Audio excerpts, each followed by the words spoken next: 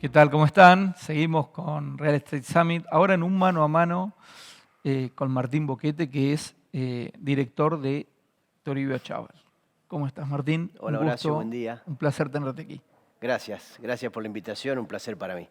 Bueno, ¿qué tema el mercado inmobiliario, no? Mercado que a todo el tiempo con una dinámica, parece por momentos decir, bueno, a ver, en el medio venimos de la pandemia, los precios altos en dólares. Sin embargo, siempre hay alguien que quiere vender y alguien que quiere comprar, ¿no? Sí, la verdad que los inmuebles se parecen mucho a las personas, ¿no? Tienen sus ciclos, tienen sus periodos estables, otros no tanto. Y en el caso de la Argentina, además, los inmuebles se parecen a la Argentina de cada momento y también a la expectativa de lo que puede ser el futuro mercado argentino en general y el del real estate en particular, ¿no? Cuando hablamos, vos decís, bueno, se parece mucho a la Argentina.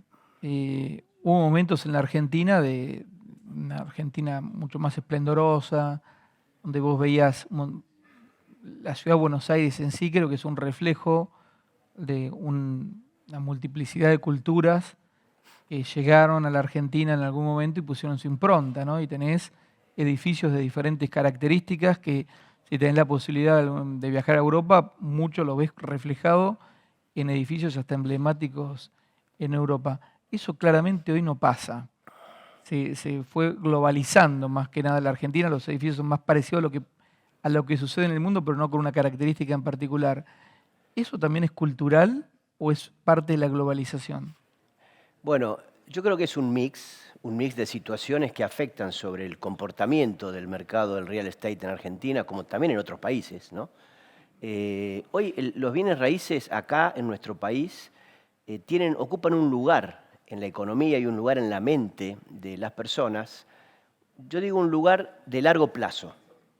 Son de esos productos que están siempre presentes en la mente y en la memoria de las personas, porque las necesitamos para vivir, para invertir o para cuidar nuestros ahorros y mismo también para hacer inversiones con algún tipo de markup por un aumento de precios, por comprar en el pozo y vender terminado, etc. Todo eso configura que el real estate en Argentina no es un mercado, son muchos mercados. Recién escuchaba hablar acá en la charla previa sobre los distintos mercados del país.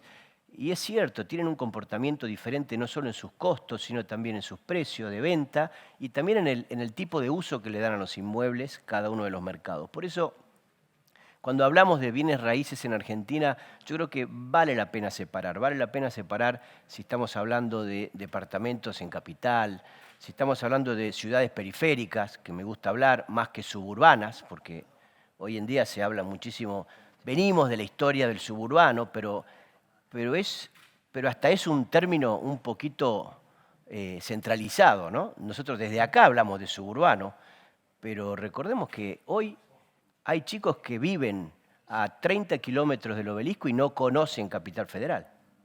Nacieron, por ejemplo, en Pilar, desarrollaron toda su escolaridad en Pilar y hoy se están recibiendo en la universidad, que también está en Pilar, y quieren buscar un trabajo En Pilar. en Pilar. Exactamente. Claro, no tienen ninguna intención de por ahí de venir a Buenos Aires. Sí.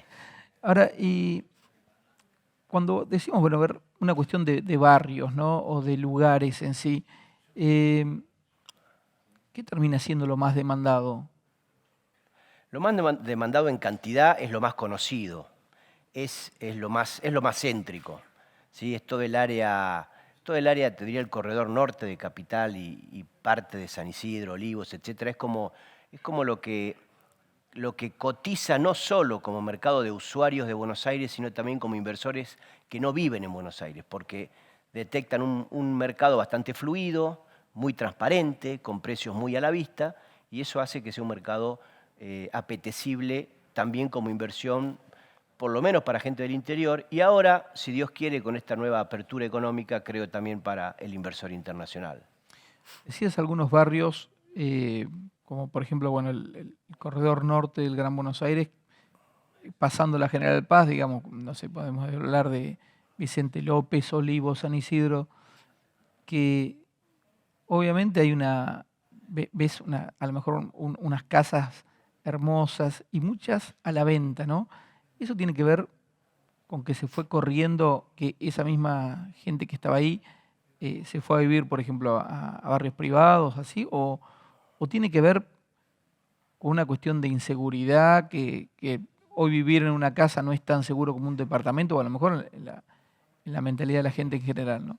Sí, generalmente en estas áreas, específicamente en las donde estás mencionando, San Isidro, Martínez, etcétera, Olivos, se vienen produciendo los dos fenómenos. Y quizá un tercero. Un primer fenómeno es la inseguridad. Sí, existe, las casas son percibidas como menos seguras que los barrios cerrados y departamentos. Por otro lado, que el dueño de la casa crece y le pasan cosas en su vida, cambia su configuración familiar, por lo tanto, cambia el uso del inmueble, Le queda grande la casa, digamos. queda grande, vende. Por otro lado, también es que las zonas van creciendo, se van urbanizando cada vez más y van cambiando los códigos de edificación y permiten probablemente tomar una, dos o tres casas y convertirlas en un proyecto en altura. Entonces, todo esto hace que se va renovando, digamos así, el uso de las propiedades. Y hoy la demanda en sí, porque por un lado, una cosa es tener una familia numerosa, donde necesitas un espacio más grande. Otra cosa es cuando vos ves las familias hoy, que en líneas generales, primero hay una postergación a la hora de tener hijos, que no hay muchas parejas de 20 años con hijos, sino que la mayoría espera mucho más, por lo tanto puede vivir tranquilamente en un departamento de 2 ambientes durante mucho tiempo. ¿Crees que eso también cambió la dinámica y que se puedan vender o que la demanda es más de departamentos chicos con amenities que departamentos grandes pensados en un uso familiar con varios hijos? Sí, la configuración familiar, sin ninguna duda, influye en el tipo de inmuebles que se demanda, ¿no? Las familias son cada vez más chicas o son más chicas que antes, digamos. Eso hace que se requieren menos habitaciones. Es decir, que eso influye directamente. Después también la visión que van teniendo las distintas generaciones sobre el inmueble.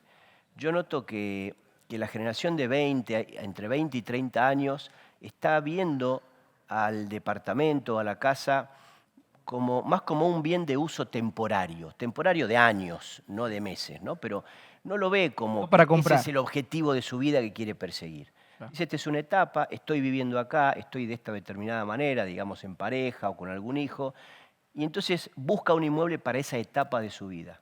Los noto a los chicos bastante más pragmáticos en la decisión de compra. ¿Y Y es eso compra hace, o es alquiler eso? bueno, el que puede Compra, compra aunque porque sea por pocos años. aunque sea por pocos años, porque la alternativa a no comprar es tener dólares, digamos, con probablemente una rentabilidad nula o baja, ¿no? O al menos es un mercado del financiero que muy poca gente lo maneja con soltura. Entonces, los jóvenes sí prefieren comprar mientras pueden y después venderán y se comprarán algo más grande en caso, digamos, de que lo necesiten, ¿no? Y cuando ves las operaciones, digamos, porque hoy comprar una casa, un departamento, lo que fuera, necesitas de unos dólares que si vos los vinculás al ingreso de la mayoría de la gente, está bastante alejado porque los precios de los departamentos, digamos, o de las casas, no bajó como si bajó el poder adquisitivo durante años. En esa relación que quedó muy despareja porque se mantuvo el valor en líneas generales de las propiedades y disminuyó el de los salarios o los ingresos. ¿Cómo ves la conformación del que compra? ¿Es ayudado por quién? Porque crédito no hay. Mm. ¿Es ayuda familiar? ¿Es vende una casa de menor tamaño y agrega algo que pudo ahorrar?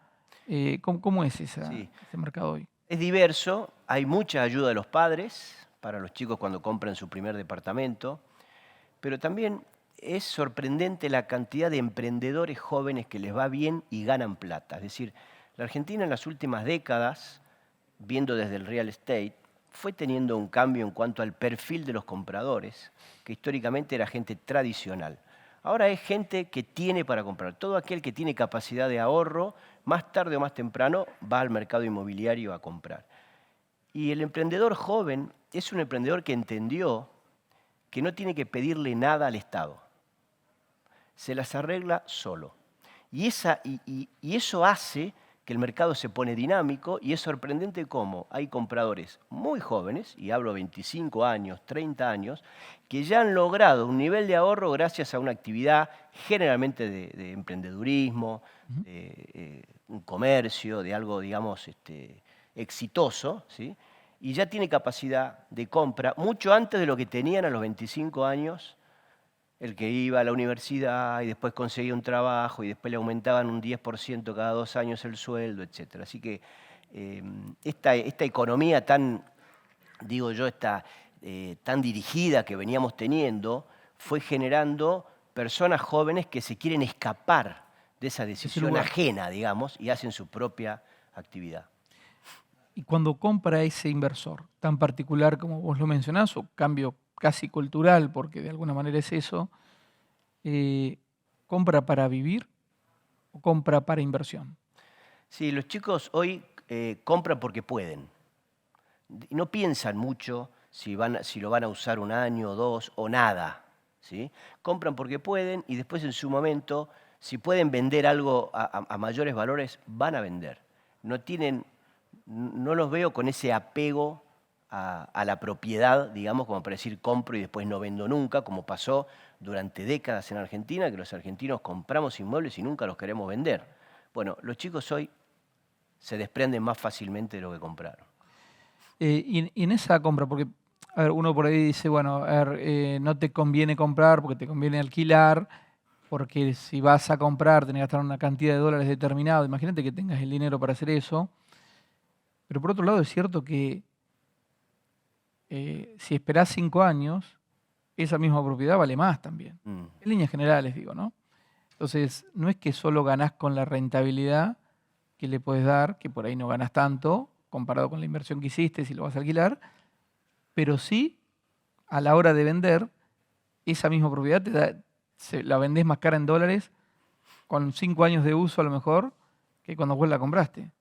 Sí, sucede, depende mucho de la Argentina, ha pasado lo contrario Sí, también, también ¿no? pasó lo contrario. Exactamente. En Pero 2001 te comprabas un sí, departamento, 2002 por un claro, departamento yo muy veo barato. que hay una gran parte del mercado todavía que sigue prevaleciendo, que es más tradicional, que piensa esto bueno, de ir capitalizando de alguna manera sus ahorros, convirtiéndolos en ladrillos en el momento que lo puede hacer, Claro. porque después no sabe si va a poder.